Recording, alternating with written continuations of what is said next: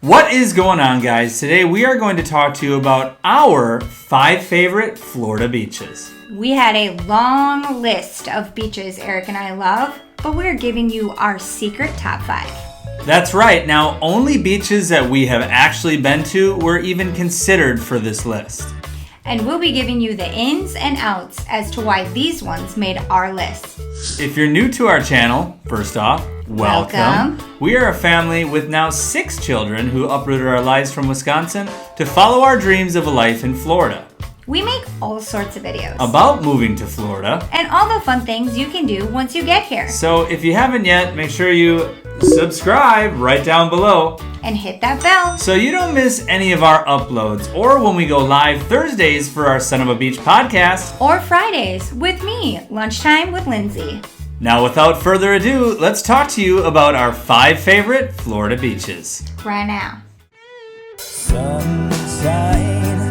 blue skies, it's a state of mind that we came to find. I'm talking about palm trees, we're making memories. I don't wanna leave this sunshine state of mind.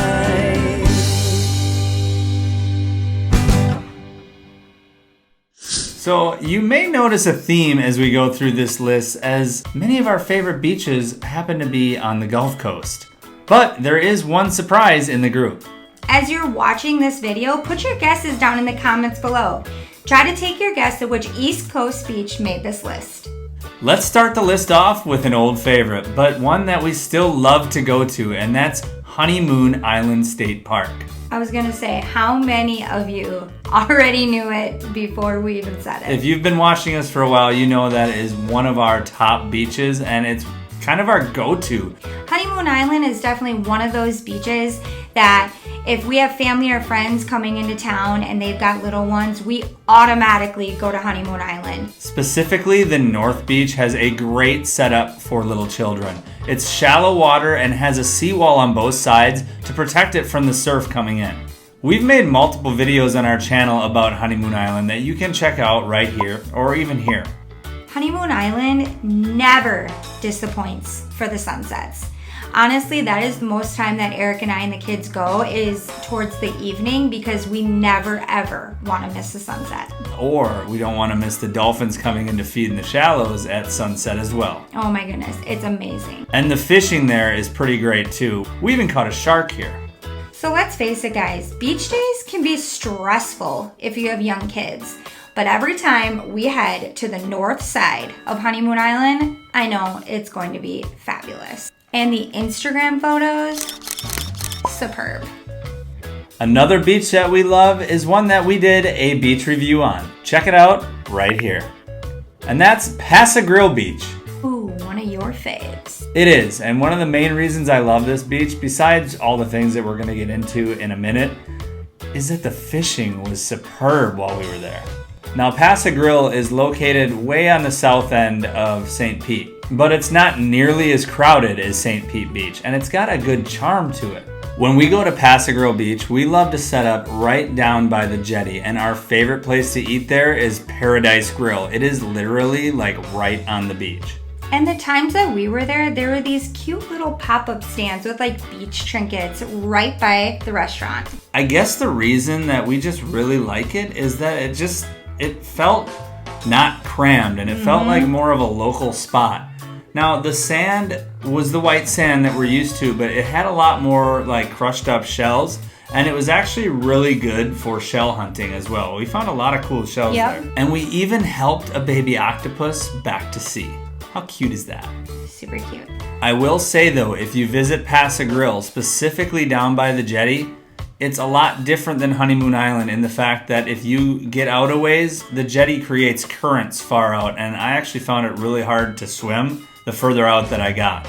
Yeah, so when we go there, our kids usually stay really close in, and it's more of like a sand castle and maybe a little bit of boogie boarding, but definitely not a going out in the deep end kind of day. But that's okay, because our kids know when we go to Pasa that they get their buckets and their shovels, because they are busy finding all the critters that wash up by the rocks. Especially the sand fleas when you dig down in the sand. Ugh. Next on our list is probably the most Florida beach that I've ever been to, and definitely probably way up on the top of our favorite Florida beaches. And we get to go there soon. Well, yeah, we're going to go there soon, and we're going to spend some days there. Yes, we are. We're talking about Anna Maria Island. So if you're looking for a wow factor beach, Anna Maria has got it. Probably some of the bluest water that I have seen, at least in the state of Florida. And the sand is literally like powdered sugar. Not kidding. So the whole town is just such a beachy vibe, and I love it. As you're going across the causeway onto Anna Maria Island, you'll see old buses with paddle boards, surf rentals. We saw horseback riding on the beach driving by. Quaint little shops, tiki huts. It's just a very tropical feeling right here in Florida. Just totally chill. And we definitely recommend that when you're going on the causeway, roll your windows down. Oh yeah, take in that salty smell and the salty air, and it just makes you feel like you're someplace tropical. But definitely not salty. You'll be happy. Now, if you're planning to go to Anna Maria Island, I would suggest going early because it doesn't have a whole lot of parking, and what is there fills up very quickly. So I'd say we would recommend if you are visiting anywhere between Tampa to Venice, Anna Maria Island is a must-see. It's so beautiful, guys. Make sure you get out there and check it out for yourselves. Next on our list is a beach that won Best Beach in the USA by TripAdvisor multiple years in a row, and that is Siesta Key Beach. So before we get into why Siesta Key made our list, if you are planning a trip to the Siesta Key, Sarasota area, make sure you check out Sarasota Experience. He's got some great info on the area. Definitely worth a follow. What isn't to love about Siesta Key? First of all, the beach is absolutely enormous. And again, just like Anna Maria Island, some of the whitest, most powdery sand that you will find in the entire state. Do you want to know what my favorite part of Siesta Key is? What's that? The sunsets. Sunsets are fabulous, and not to mention, Siesta Key holds an annual sand sculpture festival that is out of this world, and an awesome drum circle every Sunday night. Now, when we say Siesta Key Beach is big, we're talking real big. Huge. The beach itself is 2.4 square miles. That's a lot of area to do whatever activity it is that you like to do on the beach. And the fun doesn't stop there. There are so many restaurants and little quaint shops right in Siesta Key Village. Every time we go to Siesta Key, we love to walk right along the seashore and check out all the sights that there are. And you can even go see the actual house where the MTV show Siesta Key was filmed. Another great thing about Siesta Key Beach is that the parking is free. 100% free, guys. You can't beat that. However, if you want parking, you need to get there right away. Get there early, or you're going to be circling the parking lot for 20, 30, 40 minutes, maybe even an hour, just to find that spot when someone's leaving. Siesta Key Beach is also constantly making improvements, as they just added new pavilions and new concession stands. So I know I've said this, but the sunsets. And one of my favorite parts about the sunset is walking on the beach. I feel like I'm just walking for miles to try to catch to the end of the sunset, and it's absolutely gorgeous. All right, guys, we promised you that there was one Atlantic beach on this list, and we're not saying that this is our number one beach or number one favorite beach because it's all the way here at the end, but it's definitely a beach that we thoroughly enjoy going to and we go back to time and time again. What is it, Lindsay? Drum roll, please. Do-do-do-do-do-do. We love to go to Cape Canaveral, specifically Jetty Park. One thing that's really unique to Cape Canaveral and Jetty Park in particular is the fact that you have the beach on one side, and on the other side of the jetty is a large canal where the big cruise ships and other vessels go right through, right past you, and it's really cool to watch that happen. Being on the Atlantic side, most of the times has the larger waves, but our kids love to boogie board. So absolutely Jetty Park is a place that they love to be at. And Lindsay, do you remember what we see every time we go up on the fishing pier at Jetty Park?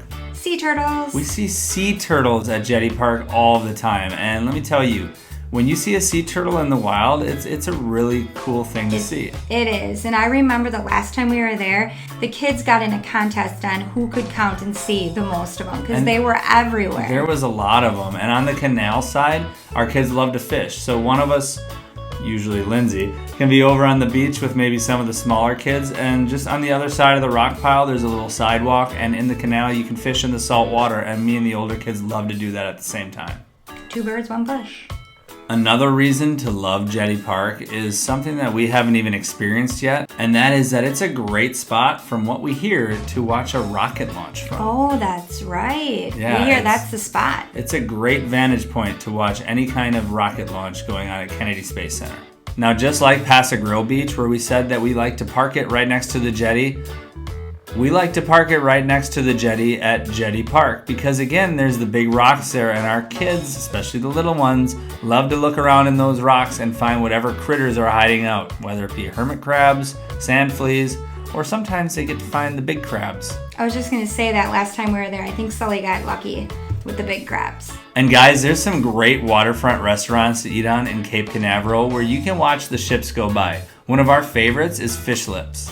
So that's it. That's our list. Our top 5 Florida beaches from our experiences. What do you think? Are there some that you visited that you think should be on this list? Let us know in the comments below. As always, guys. We thank you so much for watching, and we will see you next time.